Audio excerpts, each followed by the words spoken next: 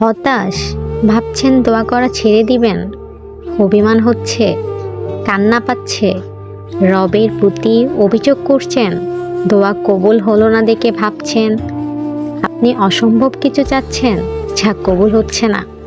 তবে মনে রাখুন, আপনি ভুলে যাচ্ছেন আপনার রবের ক্ষমতা সম্পর্কে।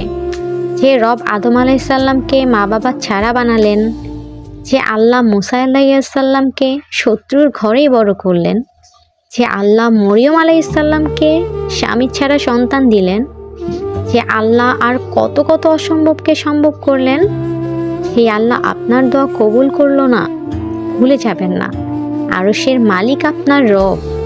তার কাছে অসম্ভব বলে কিছুই নেই, সঠিক সময়ে সব পেয়ে যাবেন ইনশাআল্লাহ। আপনার রব জানেন আপনার জন্য কি মঙ্গলজনক।